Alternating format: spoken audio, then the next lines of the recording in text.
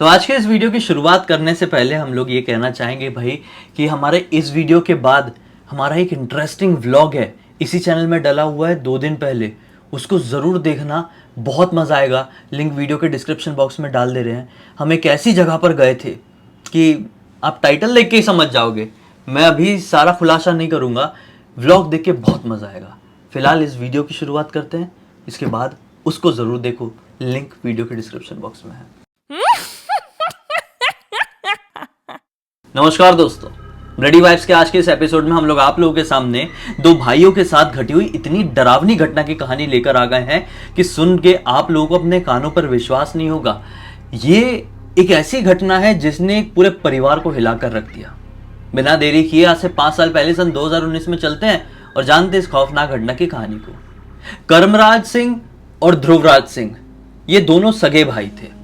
जूनागढ़ में अपने परिवार वालों के साथ रहकर अच्छी खासी अपनी जिंदगी काट रहे थे। ये दोनों जो बिलोंग करते थे, मतलब ये जो पूरा परिवार था, ये बिलोंग करता था एक बहुत ही छोटे से गांव से, जो कि गुजरात में ही था। जूनागढ़ से लगभग 45 किलोमीटर की दूरी रही होगी इसकी। छोटा सा गांव, नाम बताए क्या फायदा, आपको मैप में भी नहीं मिलेगा। दोनों को जब कभी भी मौका मिलता था, दोनों भाइयां बड़े तो थे, बड़ा वाला 21 साल का, छोटा वाला 19 साल का। जब कभी भी इनको मौका मिलता था, बाइक उठाते थे और अपने गांव पहुंच जाते थे। वहां पे अपने दादा दादी के साथ अच्छा खासा टाइम स्पेंड करे, गांव में घूमे घामे, मस्ती किए, कुछ दोस्तों से मिले और टाइम पास करके आ गए। घर वालों के साथ भी जाया करते थे। कोई त्योहार सेलिब्रेशन होता था तब तो जाना बिल्कुल तय ही था। अब इस बार 2019 की गर्मी में इन लोगों का जाने का कुछ भी प्लान नहीं बना था। हर साल 1 से 2 बार चले ही जाते थे, लेकिन इस बार अब तक नहीं गए थे। ये जून का महीना चल रहा था। इन लोगों ने सोचा यार अपना तो एक राउंड हो जाना चाहिए था मकर संक्रांति के टाइम पे, इस बार हुआ नहीं है। एक काम करते हैं, चलते हैं क्या। दोनों भाइयों ने प्लान बनाया, बोले ठीक है चलते हैं। इनकी मम्मी ने रोकने की बहुत कोशिश की कि नहीं इस बार मत जाओ, अभी मत जाओ, अपन लोग का जाने की प्लानिंग है, थोड़ा रक्षाबंधन आएगा तब जाने ही वाले अपन, 1 महीने पहले तुमको जाने का क्या इतना पड़ा हुआ है, रुक जाओ रुक जाओ। नहीं सुने दोनों ने, बिल्कुल नहीं सुने। दोनों बोले कि हमको थोड़ा अपने कॉलेज से छुट्टी मिली हुई है तो रोको मत, जाने दो। अपनी बाइक स्टार्ट किए और पापा को बिना बताए, पापा थे ऑफिस में, बिना बताए ये लोग निकल गए। बोले हम कल शाम तक या परसों सुबह तक आ ही जाएंगे, आप लोग टेंशन मत लेना। निकल गए भैया। अब निकले तो सबसे पहले दादा दादी के घर पे अच्छा खासा टाइम स्पेंड किए, सुबह से लेकर दोपहर तक का। सुबह सुबह निकले थे, ठीक है, अच्छा खासा टाइम स्पेंड कर लिए। 4 बज गए। 4 बजे ये लोग बोलते हैं कि चलो अब जाएंगे खेत, अब खेत में ही सोएंगे साएंगे। दादा दादी हम लोग निकल रहे हैं, अपने खेत जाएंगे। तो जहां पर दादा दादी का घर था वहां से लगभग 5 किलोमीटर की दूरी पर था ये खेत, जो कि इनका पुश्तैनी खेत था। वहां पर इन लोगों का प्रॉपर फार्म हाउस वगैरह बना हुआ था, बर्तन वगैरह भी थे, बिस्तर भी था, जरूरत पड़ती थी तो वहां पे लोग सो भी जाते थे। ये लोग भी कई बार सोए हैं, ऐसा नहीं है कि ये फर्स्ट टाइम ये लोग ऐसा कोई एडवेंचर करने जा रहे हैं। ठीक है, थोड़ी गर्मी थी, ठीक है, लेकिन एक अलग मजा आएगा। ये दोनों भाई कम दोस्त ज्यादा थे, एक दूसरी कंपनी अच्छी खासी एंजॉय करते थे। अब पहुंच गए भैया 4 साढ़े 4 बजे अपने खेत में। खेत में पहुंच के पहले तो अच्छा, मतलब कुछ फ्रूट्स वगैरह इनके खेत में लगते थे, फ्रूट वगैरह तोड़ तोड़ के खाए हैं। फिर इनके खेत में जो वो फार्म हाउस था उसमें चूल्हा था, उसमें मैगी बना के खाए हैं। फिर खेलने के लिए निकल गए अपने दोस्तों के साथ। थोड़ी आगे इनके दोस्त ना क्रिकेट खेलते ही रहते थे, तो क्रिकेट खेलने के लिए थोड़ा अंधेरा हुआ तो लौट कर आ गए। अब बज रहे थे लगभग 6:30 7। अब देखो गर्मी का टाइम था, 7 बजे तक अंधेरा होता है। 6:30 7 बजे के आसपास ये लोगों ने बोले कि अब खाना बना लेते हैं, अब डिनर बना लेते हैं, क्योंकि बनाने में भी टाइम लगेगा, खाने पीने में टाइम लग ही जाएगा और जल्दी सो जाएंगे, जाके क्या करेंगे, पूरा फुल एंजॉय कर लिया आज के दिन को। तो इन लोगों ने थोड़ा ही आगे ना मार्केट भी था छोटा सब्जी का, तो जाके सब्जी खरीद ली। खेत में ऐसी सब्जी लगी नहीं हुई थी प्रॉपर, सब्जी खरीद ली और मस्त से खाना वाना बनाई। ये सब करते करते इनको बज गए 10। खाना खाने बैठे 10:15 10:30। 10:30 बजे के आसपास छोटा वाला भाई कर्मराज ध्रुवराज से ये कहता है कि भैया यार बहुत गर्मी लग रही है यार, हमने घर में तो एसी वेसी, यहाँ पे तो बिल्कुल समझ में नहीं आ रहा है, एक काम करे क्या, चल के नहा ले क्या अपन। भाई बोलता है कि क्या नहाएंगे यार, जाने दे, अब सो ही जाएंगे अब, और थोड़ी देर एक बार सो गए ना अपन, अभी तक तो बहुत एक्टिव है इसलिए थोड़ी गर्मी लग रही है, एक बार सो गए तो फिर कोई टेंशन नहीं है, फिर कर्मराज जिद करता है, भैया चलो ना नहाते, मजा आएगा, अपना जो स्विमिंग पूल है उसमें नहाते ना। स्विमिंग पूल कैसा था मैं बताता हूँ। इन लोगों का ये जो बनाए हुए थे ना, ये फार्म हाउस जो था, उसके पीछे की तरफ इन लोगों ने ऐसा एक स्विमिंग पूल जैसा खुद से बनाए हुए थे। जब ये लोग छोटे थे ना तो टीवी में देख के बड़े एक्साइटेड होते थे ये सारी चीज़ों को। तो इसने, ये दोनों ने ही अपने पापा से बोले थे कि पापा अपना जो फार्म हाउस बन रहा है ना वहाँ पे स्विमिंग पूल जैसा कुछ बनवाना। तो पापा ने बोले ठीक है। तो उसमें ना पानी वानी भरा रहता था। अभी थोड़ा पानी गंदा हो गया था। फिर बोले अभी क्या होगा यार, इसका पानी खाली करना पड़ेगा, फिर पानी भरना पड़ेगा। देखो पानी तो था, पर्याप्त पानी था, बोरवेल थी, खाली मोटर चालू करना, भर भर भर पूरा पानी भर जाएगा। और इतना बड़ा कोई स्विमिंग पूल नहीं था, छोटा सा था, जिसमें ऐसे टाइम पास जैसे ऐसे नाले तैरने वाला स्विमिंग पूल नहीं था प्रॉपर। तो इन लोगों ने बोले चलो ठीक है आज करते हैं। अभी मूड बन गया, बोले हाँ बोल दिया बड़े वाले ने भी। अब वो उसका पानी जो था उससे कुछ ऐसा बॉल जैसा बनाया होगा, उसको खोल के खाली किए, फिर मोटर चालू किए, मोटर में वापस से पानी भरा। अब ये सब करते करते 1 घंटे चले गए, एडवेंचर चल रहे हैं इनके। अब रात के लगभग 11:30-12 बज गए हैं। 12 बजे के आसपास इन लोगों ने प्लान किए कि अब नहाएंगे। अपने कपड़े वपड़े उतारे हैं, नहाने गए।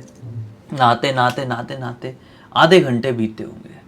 आधे घंटे बाद शांत वाला तो माहौल, पूरा खेत है, दूर दूर तक खेत, शहर नहीं है, छोटा सा गांव है, बिल्कुल शांति।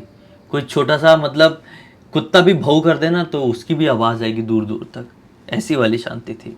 अचानक से ध्रुवराज यानी कि बड़े वाले भाई को ऐसे पीछे से आभास होता है, उनके पीछे ही उनका फार्म हाउस था।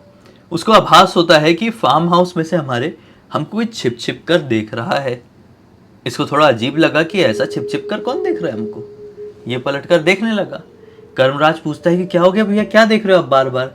तो ध्रुव बोलता है कि यार मुझे ऐसा लग रहा है कि अपने फार्म हाउस में ना कोई आया है और छिप छिप कर देख रहा है। तो छोटा वाला भाई बोलता है कि रुको आप, मैं देख के आता हूँ। तो रुका रहा, वो उठ के गए और देखा कौन है, कोई है क्या। कोई भी दिखाई नहीं दिया। बोले कोई नहीं भैया, आपकी गलतफहमी होगी। बोले हाँ हो सकता है, कई बार होता है। अब फिर ये बैठ गए, अब ये नहाने में लगे हुए हैं। ध्रुवराज बोलता है यार हो गया यार, अब चल यार अब ख़त्म करते हैं। कि इसका ये बोलना हुआ है कि उतने में अब कर्मराज को भी, मतलब छोटे वाले को भी ऐसा आभास हुआ है कि कोई हमको देख तो रहा है। क्योंकि ये जैसे फार्म हाउस है, ये बड़े वाले भाई की पीठ है, ये छोटे वाले भाई का मुंह है। तो छोटे वाले भाई का मुंह तो फार्म हाउस की तरफ ही है। उसको ऐसा लगा कि हाँ हमारे फार्म हाउस के एक पिलर के पीछे से कोई ऐसे झाँक के देखा है। बोला कि भैया यहाँ पे कोई तो है। इसमें साइड में ही स्विमिंग पूल के बाहर की तरफ इसका मोबाइल रखा हुआ था। उसने मोबाइल उठाया, उसका फ्लैश मार के ऐसा बोला, ए कौन है वहाँ पे, निकलो भला। इसने ये बोला कि अचानक से लिटरली इसको दिखाई दिया है कि वो पिलर से इनके फार्म हाउस के दरवाजे तरफ कोई भागा है। दरवाज़ा तरफ थोड़ा अंदर था दरवाज़ा का, और वो अंधेरा में था, तो ऐसा क्लियर दिखाई दिया कोई भाग के गया है। बोला भैया कोई भाग के गया है, चलो उठ को देख के आते हैं। अब दोनों ने अपने मोबाइल का फ्लैश लाइट ऑन किए और दोनों ही अपने पूरे फार्म हाउस को अच्छे से चेक किए और कोई भी दिखाई नहीं दिया। बोले कि ये क्या हो रहा है यार, छोड़ो जाने दो, अपन पहुँचते पासते हैं और दरवाज़ा बंद करके सोते हैं। हो सकता है कि कोई चोर वोर आया होगा, उससे अच्छा सो जाते हैं, कोई मतलब नहीं अब जाग के, अब ये समय भी नहीं है। ये दोनों अपने आप को पूछने लगे। कितने में इसको ना बड़े वाले भाई को ऐसे आवाज़ आती है कि जो इनका कमरा है, वो जो दरवाज़ा है उस कमरे का, उसके बाहर तरफ कोई तो भी ऐसा भाग के ऐसा पैर घिसटा के गया, जैसे पैर घिसटा के भागते हैं ना, वैसा भागा। इसने बोला तू यहीं पे रुक, मैं देख के आ रहा हूँ, पक्का देख के आ रहा हूँ। उसने ना साइड में एक मोटा सा डंडा रखा हुआ था अंदर कमरे में, वो मोटा सा डंडा उठाया है। उसने बोला मैं समझ गया हूँ कि वो किधर गया है। एक छोटी सी और खोली जैसी थी इनकी, छोटा सा कमरा जैसा था। ध्रुवराज को लगा कि वो जो कोई भी है भाग के उसी तरफ गया है।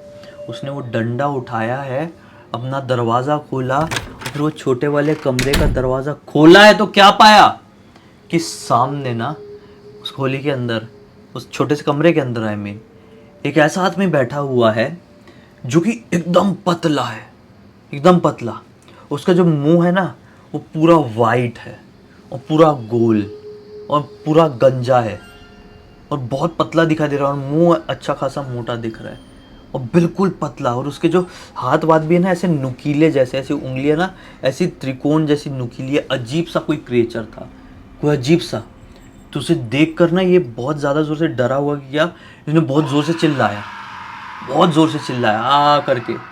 तो अंदर कर्मराज था, वो समझा कि भैया को कुछ कर दिया क्या। वो भी भाग के गया दौड़ के, एक दूसरा डंडा उठा के। वहाँ पे जैसे ही पहुँचा तो भैया पड़ा हुआ है बेहोश, खोली का दरवाज़ा खुला हुआ है और वहाँ पे कोई नहीं है। तो ये डर गया, भैया को देखने लगा भैया ठीक हो कि नहीं, हाथ वाथ पकड़ के। तो भैया का ना हाथ ऐसा काँप रहा था पूरा। इसने सोचा कि फटाफट भागता हूँ मैं खेत के बाहर तरफ, और किसी की मदद मिले तो मैं मदद लेकर आता हूँ। लेकिन उससे पहले भैया को यहाँ छोड़ नहीं सकता, भैया को अंदर कमरे में डालता हूँ और ताला लगा के भागता हूँ। तो भैया को खींच के उठा के जैसे भी लाया होगा कमरे के अंदर बंद किया है, और ताला लगा के जैसे ही पलटा है ये, इसके एग्जैक्टली पीछे एक ऐसा आदमी खड़ा हुआ है जिसका ये वाला हिस्सा है ही नहीं, सिर्फ ये वाला हिस्सा है। उसके हाथ में लिटरली, वो साउथ की फिल्मों में देखे होंगे ना, कोयता बोलते हैं जिसको, एक लंबा वाला, इतना लंबा वाला। तो ये भी डर के बहुत जोर से चिल्लाया और भागा है दूसरी तरफ। और वो जो कोई भी था इसके पीछे भी दौड़ रहा है। इसको एटलीस्ट ये सेटिस्फेक्शन थी कि भैया जिस कमरे में बेहोश पड़ा हुआ है उसका ताला मैं लगा चुका हूँ, ये साला मेरे पीछे कौन भाग रहा है।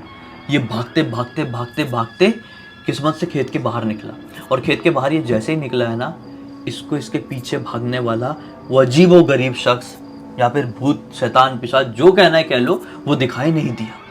और सामने दिखाई दिया एक नॉर्मल सा आदमी जो कि अपनी साइकिल लेके आगे की तरफ जा रहा था, गांव की तरफ। बोला कि इससे मदद मांगता हूँ।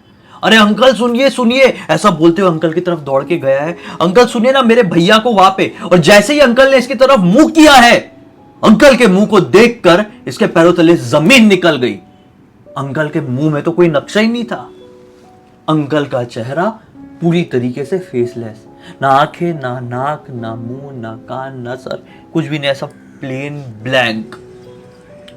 उसने कुछ भी नहीं बोला, सिर्फ अपना लुक दिया इसको। इतना ही डराने के लिए काफी था। कर्मराज को तो कुछ समझ में नहीं आया आज हमारे साथ हो क्या रहा है। वो फिर भागा चिल्लाते हुए, बचाओ बचाओ बचाओ बचाओ। उसके पीछे कोई भाग नहीं रहा है, लेकिन डर तो है ना। अब उसकी इस बचाओ बचाओ को किसी और ने सुन लिया।